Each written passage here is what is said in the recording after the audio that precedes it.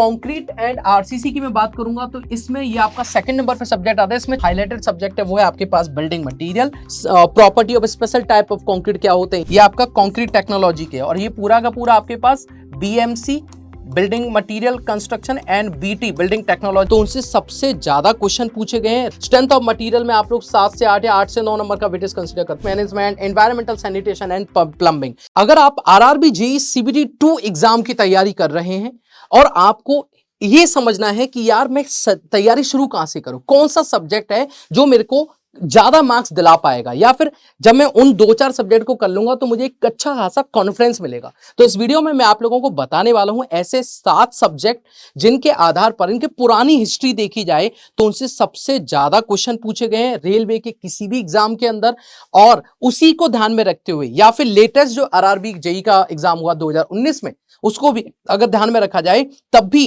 यानी कि सारे आरआरबी के या रेलवे के एग्जाम्स को इंक्लूड करने के बाद में कौन से ऐसे 7 सब्जेक्ट हैं जहां से सबसे ज्यादा क्वेश्चन पूछे जाते हैं। आइए जरा इसको थोड़ा समझते हैं, पाई चार्ट के थ्रू भी समझते हैं, सिलेबस के थ्रू भी समझते हैं, और साथ में हम लोग समझते हैं कि वहां से कितने क्वेश्चन पूछे गए। देखो अगर यहाँ पे ध्यान से आप देख रहे होंगे मैंने 7 सब्जेक्ट को लिस्ट किया, हालांकि सिलेबस के अंदर तो लगभग 20 से भी ज्यादा सेक्शंस दे रखे हैं जहां पे हमें सिलेबस समझा रखा है। उनमें से कौन से सेक्शन से ये वाले टॉपिक्स या सब्जेक्ट आपके रिलेट करते हैं ये भी मैं आपको बताऊंगा।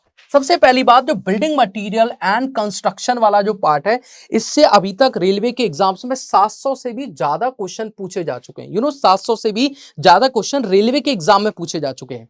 Next is concrete and RCC की मैं बात करूंगा तो इसमें ये आपका सेकंड नंबर पे सब्जेक्ट आता है। इसमें 400 से भी ज्यादा क्वेश्चन आपसे पूछे जा चुके हैं, कंक्रीट एंड आरसीसी। तीसरा जो सब्जेक्ट है वो है एनवायरमेंट, 200 से भी ज्यादा क्वेश्चन पूछे जा चुके हैं। स्ट्रेंथ ऑफ मटेरियल 250 से भी ज्यादा, सॉइल मैकेनिक्स या जियो टेक्निकल जिसमें 300 से भी ज्यादा, फ्लूइड मैकेनिक्स में 350 से भी ज्यादा, और एस्टिमेशन कॉस्टिंग में 300 प्लस क्वेश्चन आपके पूछे जा चुके हैं। बात क्लियर समझ में आ रही है। अगर इनका एक एवरेज वेटेज देखा जाए, इन 100 नंबर का आपका पेपर होता है और 100 नंबर के पेपर में इन सब्जेक्ट का एवरेज वेटेज क्या है, तो देखिए यहां पे बीएमसी का और जो बीएमसी यानी कि बिल्डिंग मटेरियल और कंस्ट्रक्शन का सबसे बड़ा आपका पार्ट आता है या सबसे ज्यादा इसका वेटेज देखने को मिलता है। लेकिन ये वेटेज के लिए ऐसा मत समझिए जो एसएससी से बिल्कुल अलग है। एसएससी में आप लोगों को बीएमसी, बीटी और सीटी 3 पार्ट पढ़ने होते हैं जिनमें काफी कम टॉपिक्स हैं। लेकिन अगर आप यहां पे ध्यान से देखेंगे तो देखो इस जगह पे पहला पार्ट दिख रहा होगा आपको बिल्डिंग कंस्ट्रक्शन, जिसमें बिल्डिंग के कंपोनेंट, सब structure, super structure, type of structure, load bearing structure, ये सब पढ़ना पड़ेगा। इसके बाद बिल्डिंग मटेरियल जैसे कि मैसनरी मटेरियल हो गए, stone, brick, motor, timber, mysterious material, glass, plastic, ये सभी टॉपिक्स आपको पढ़ने होंगे। इसके अलावा construction of the sub structure जिसमें लेआउट, अर्थवर्क, फाउंडेशन, ये सारा, कॉफर डैम, बियरिंग कैपेसिटी, ये सब आपको पढ़ना पड़ेगा।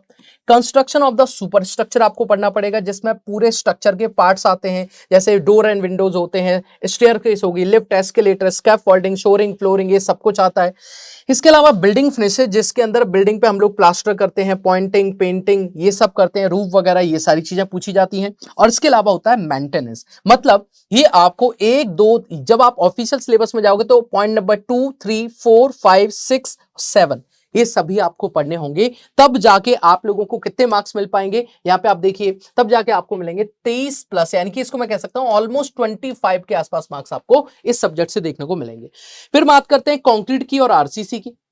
तो कंक्रीट में देखिए, कंक्रीट में अगर आप ध्यान से देखें तो पूरा एक 9th नंबर पे टॉपिक देख रहा है जो कंक्रीट के बारे में है कि आपको टाइप्स ऑफ क्या है कंक्रीट के, इनके जो रेशियोज होते हैं वो क्या है, प्रॉपर्टीज क्या है, वर्केबिलिटी क्या होती है, इनकी टेस्ट क्या क्या होते हैं, property of special type of concrete क्या होते हैं, ये ईच एंड एवरीथिंग यहाँ पे आपसे पूछा हुआ है। जैसे कुछ यहाँ पे प्री स्ट्रेस की बातें की गई हैं तो प्रीकास्ट, प्री स्ट्रेस वगैरह वो आपको आरसीसी में भी पढ़ने को मिलता है। ठीक है, तब आप लोगों को लगभग 7 से 8 नंबर मिलेंगे इस सब्जेक्ट के अंदर। फिर उसके बाद आता है एनवायरमेंट सब्जेक्ट, फिर और भी सब्जेक्ट्स हैं। फिर उसके बाद पहले हम लोग आरसीसी की बातें करेंगे इसी में। देखो आरसीसी के लिए आपको क्या पढ़ना होगा, आरसीसी के लिए आपको हर एक टॉपिक पढ़ना होगा आरसीसी का। वर्किंग स्ट्रेस और लेसे मेथड दोनों पढ़ने होंगे। Analysis and design of the singly reinforcement, doubly reinforcement, shear, bond stress, development length, design of the T beam, slab, axially loaded column footing, everything आपको पढ़ना होगा। अब आपको लग रहा होगा सर प्री स्ट्रेस तो दे ही नहीं रखा, लेकिन क्वेश्चन एग्जाम में देखें हमने प्री स्ट्रेस के, तो देखो प्री स्ट्रेस के बारे में यहां पे लिखा हुआ है ना, प्री स्ट्रेस के बारे में, तो यहां से क्वेश्चन पूछे जाते हैं। आरसीसी प्री स्ट्रेस वगैरह के क्वेश्चन पूछ लिए जाते हैं इसमें। नेक्स्ट हमारे पास जो सब्जेक्ट था वो है सोम। अब देखो सोम में आप लोगों को यहाँ पे 15 नंबर का टॉपिक, ये आरसीसी के लिए 17 नंबर का टॉपिक है, ये आरसीसी के लिए है, ठीक है। ये आपका कंक्रीट टेक्नोलॉजी के, और ये पूरा का पूरा आपके पास BMC building material construction and BT building technology, इसमें सब कुछ आ जाता है, ठीक है।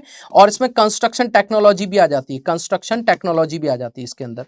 नेक्स्ट जो पार्ट है आपके पास वो है मैकेनिक्स का। मैकेनिक्स का मतलब है मैकेनिक्स ऑफ द स्ट्रक्चर का मतलब यहाँ पे सोम है। तो सोम के अंदर आप देखेंगे तो आपको stress and strain, shear force, bending movement, movement of the inertia, stresses in the beam, analysis of the trusses, strain energy, सब कुछ आपको पढ़ना होगा, ठीक है। तो सोम में आपको कितने मार्क्स मिलते हैं यहाँ पे आप देखिए ध्यान से। तो सोम में आप लोगों को लगभग 8 नंबर का वेटेज है, तो 8 से 9 नंबर का वेटेज हम लोग यहाँ पे कंसीडर कर सकते हैं, ठीक है। सेम ऐसे इसमें लगभग आपको 15 नंबर है, तो 15 से 16 नंबर का आप वेटेज कंसीडर कर सकते हैं। एनवायरमेंट में 10 ऑलमोस्ट 9 से 10 नंबर का वेटेज आप कंसीडर कर सकते हैं। स्ट्रेंथ ऑफ मटेरियल में आप लोग 7 से 8 या 8 से 9 नंबर का वेटेज कंसीडर करते हैं। सॉइल मैकेनिक्स में भी 8 से 9, इसमें 6 से 7 फ्लूइड मैकेनिक्स के अंदर, और एस्टिमेशन कॉस्टिंग के अंदर भी 6 से 7। चलिए इनका सिलेबस भी देख लेते हैं। तो देखिए यहाँ पे एनवायरमेंट की अगर मैं आपसे बात करूंगा तो एनवायरमेंट के अंदर आपको environmental pollution and control, public water supply, domestic sewage, solid waste management, environmental sanitation and plumbing, मतलब इसमें काफी सारे इन डेप्थ टॉपिक्स भी हैं, लेकिन यहाँ पे सिलेबस में आपको नहीं पूछा हुआ है। लेकिन ये कैसे पता चलेगा, जब आप क्वेश्चन सॉल्व करेंगे और आपको क्लास में पढ़ाया जाएगा उसके आधार पर पता चलेगा। नेक्स्ट है हाइड्रोलिक्स। हाइड्रोलिक्स का मतलब यहाँ पे एफएम और एचएम दोनों की पार्ट्स हैं। तो फ्लूइड मैकेनिक्स का ईच एंड एवरी टॉपिक, चाहे वो फ्लूइड की प्रॉपर्टीज है, fluid static, dynamic, kinematic, pipe flow, laminar flow, turbulent flow, ये सब कुछ ओपन चैनल फ्लो, सब कुछ आप लोगों को पूछा जाएगा। इसके अलावा हाइड्रोलिक मशीन्स भी आप लोगों से पूछी जाएंगी, ठीक है। फ्लो मेजरिंग डिवाइस जैसे कि वेंचुरीमीटर वगैरह हर एक चीज पूछी जाएगी। नेक्स्ट है जियोटेक्निकल। तो जियोटेक्निकल में अगर आप जाएंगे तो देखो यहाँ पे आप लोगों का सॉइल वाला पार्ट भी दे रखा है, और ऊपर आपने देखा होगा फाउंडेशन वाला पार्ट भी देगा, सब स्ट्रक्चर फाउंडेशन वाला, कॉफर डैम, ये सब कुछ आप लोगों को पढ़ना होगा। नेक्स्ट है आपके पास एस्टिमेशन एंड कॉस्टिंग, और इसमें कॉन्ट्रैक्ट एंड अकाउंट्स भी इसी के अंदर इंक्लूडेड है। ये लगभग 6 से 7 नंबर का आपका सब्जेक्ट होगा। तो अगर यहाँ पे आप लोग ध्यान से देख पाए हैं तो इनमें टोटल 7 ऐसे सब्जेक्ट हमने इंक्लूड किए हैं। पहला जो सबसे मेन सब्जेक्ट जो हाईलाइटेड सब्जेक्ट है वो है आपके पास बिल्डिंग मटेरियल। सेकंड जो सब्जेक्ट है वो है आपके पास में that is concrete and RCC, आपका फर्स्ट हो गया। ये फर्स्ट सबसे मेजर सब्जेक्ट है, इससे आप शुरू कर सकते हैं। ये सेकंड आपके मेजर सब्जेक्ट्स हैं आरसीसी एंड कंक्रीट। फिर इसके बाद में तीसरे नंबर पे आप जाएंगे तो एनवायरमेंट आपका एक सब्जेक्ट है, थर्ड नंबर पे आपका सब्जेक्ट आ जाता है।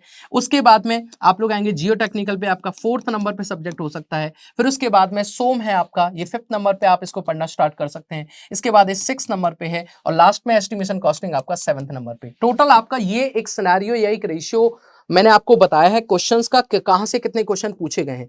आपको इन्हीं सब्जेक्ट से पढ़ना शुरू करना चाहिए। बाकी अगर आपको सारे सब्जेक्ट में कितना वेटेज था उनमें अगर आपको देखना है तो वो भी मैंने आप लोगों के लिए यहाँ पे लिस्ट किया हुआ है, ठीक है। अगर आप लोग इसका पीडीएफ भी चाहते हैं तो मेरे official Telegram channel Devesh sir PW पे मेरे साथ कनेक्ट कर सकते हैं, ठीक है। और हम यहाँ पे लाइव मीट भी लेते हैं जिसपे आप अपने डाउट भी पूछ सकते हैं आरआरबी जेईई एग्जाम के रिगार्डिंग। तो आई होप आप लोगों को ये टॉपिक अच्छे से समझ में आए होंगे। मुझे पूरी उम्मीद है कि आप लोगों ने इन टॉपिक्स को बहुत अच्छे से पढ़ा होगा, और या फिर आप पढ़ रहे होंगे। मिलेंगे नेक्स्ट वीडियो में। Till then take care, thank you so much.